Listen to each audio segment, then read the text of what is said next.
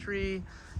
So this tree I've had about 25 to 27 years. I normally do collecting, that's kind of my business, but from time to time the loggers will bring me trees to buy. They're trying to earn extra money. And a friend of mine by the name of Steve brought this to me. It only had 1 or 2 little roots on it, and he said, I don't think it's going to live, but go ahead and plant it, see what happens. And I did, and it grew. And so for about 12 years, I just let it grow. I didn't do anything to it. In the last 13 years or so, I started working on the pads and training it and so on. And so it's not 50 inches, it's a big tree. And it was in a inexpensive Chinese pot, and I thought, well, there's something better than that. So I talked to Sarah Rayner, and she made me this 28-inch oval, which I just got this last January, February, and repotted it then. So it's all set now. Okay, I'm Bob Shimon. I'm here on the Mendocino coast, about 130 miles north of San Francisco on Highway 1. Lived here since 1970. And to start off as a hobby has become a full-time business now, but I still maintain some of my personal trees. This tree here is kind of one of my favorites. It was a San Jose juniper, and about 20 years ago I asked Jim Grimble to graft champaco on it. And if you knew Jim, he kind of did things his own way, his own time. And every time I asked him, he said, well, yeah, it's on my list, it's on my list. And I finally took about 2 years before I got it back from him. And then some of the grafts didn't take, and he took it back and grafted it again. So it's pretty well styled, and I'm real happy with it. I have never shown it. I've had it, like I said, over 20 years. And our show is in August, and I plan to show it for the first time. Ooh. So this is another one of my trees I like a lot. It's Pastrana juniper, and I bought it at Collection North Auction about 15 years ago. And the tree wasn't much. It was overgrown and in an oversized pot, but I liked the trunk and the base. It had a lot of interest to it. I knew it could become a nice tree, so I bought it. And at that time I was doing workshops with Ryan Neal, and we did the initial styling at Ryan's workshop. It was interesting, after I bought the tree, the person who consigned it said to me, I did that tree with John Knock in one of his workshops, and I have the original sketch he made for the tree, and I'll send it to you, which he did. So I have the tree and the sketch. The tree and the sketch don't look anything alike, but anyway, I'm happy to have both of them. And the history of the tree also. Do you still have the sketch? I do, yeah. Oh, that's interesting. Yeah. Sometimes I've shown this before, and I'll show it with the sketch also. I think that'd be kind of cool, yeah. So this is a redwood forest, and when I collect, a lot of times I collect the stumps, and then they sprout up from the stump. And I've had this pot forever. It's an odd size. I never knew what to do with it. And so about only 2 months ago, I put this together using 3 stumps. There's a larger one here, and then a small one here. And they all seem to fit nicely, and with the anchor tree right here also. And now it's just time to let it grow, and I've been pinching back to try and start developing the pads. But with redwoods, it went in like 2 months ago and never skipped a beat. Just keeps on growing. So anyway.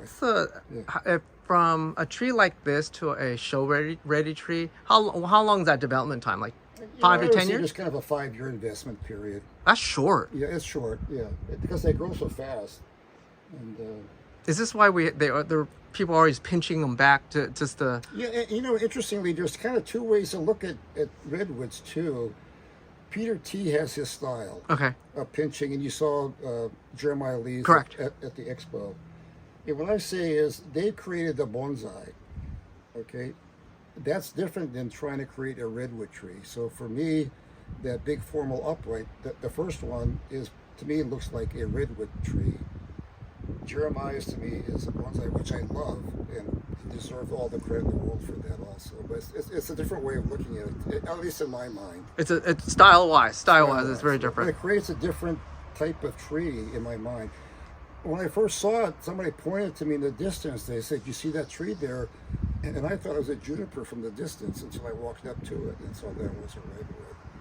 It is interesting. We'll talk later, but I understand what you're talking about. Okay.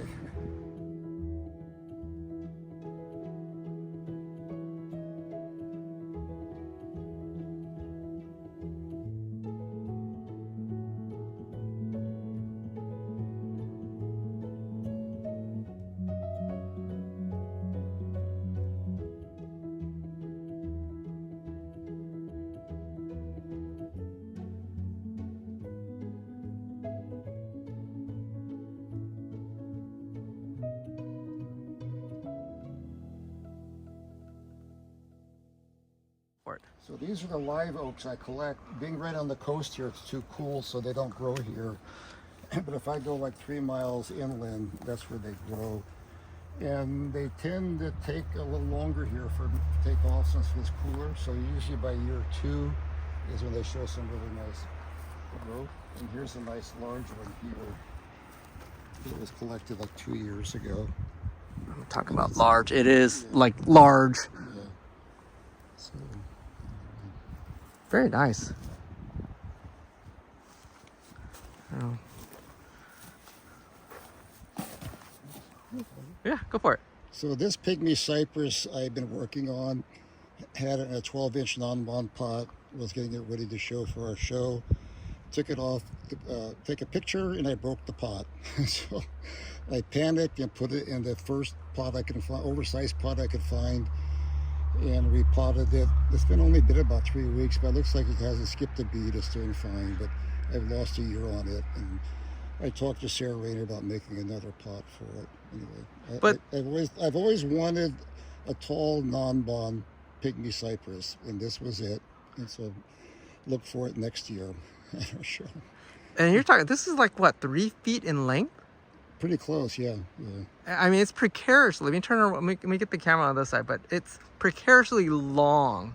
So I can understand why it would like get blown over. I mean, this is serious.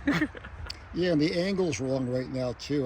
When I repotted, I would bring it more of an angle and bring this up higher, so it's not drooping so much. But still, that's Yeah, especially in a 12-inch pot. So this is that 3 feet out, right? Oh, and this is the backside. That's crazy. If you know Bob is known for the pygmy cypresses. He got a ton of them. Let me kind of look over here. Here's a cool one right here. That one's almost like one swept on one side. Here's some newly collected ones right here. You know, they're about a year, so they have another year to grow. But once they get established, they take off. And of course, if you're doing the workshop at Rendezvous this year, here are the workshop trees. So this is giving me an idea of some of the workshop. I'm sorry for the backlit there. That's a really awesome little tree there. Actually, they're all pretty cool. And you got some more over here.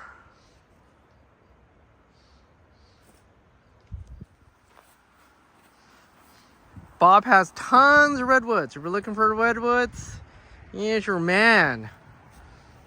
If you remember Jeremiah's tree, that came from Bob. Yes, look. I mean, it's just a tiny tree. That'd be kind of cool. And if you're looking for bigger trees, Bob has bigger trees, established trees too. Look at this one. That's kind of cool. My own personal tree. It's in a Sarah pop? Oh, bigger Chamberlain. Vicky Chamberlain pot. I actually showed that at the expo. I mean, the Ryan Neal's show like 12 years ago. It was a trophy. Oh, the trophy. Yeah. That's really cool. Yeah. Actually, Walter Paul judged that as his best tree in the show that time. Really? Yeah. He was one of the 5 judges. Okay, so you're looking for large redwoods. Large, obscenely large, which is kind of cool. And it shrinks my hand into a dwarf. Bob has them too. So you got the small ones, big ones. Bob, really quick, if someone wants to pick up a tree from you that's not from California, what are some options? Well, you can contact me and I'll send pictures, and then I ship almost every Monday across the country. UPS. It's worked out great. Awesome. And I literally ship all over the country all the time. So Bob, thank you for your time today. Well, I'll thanks for leave your email in the description below. So if you want to contact Bob for either pygmy cypress, oaks, redwoods, or other stuff, Bob might have it. So give him a call. Thank you for your time, Bob. My pleasure. Thanks for coming. Bye-bye.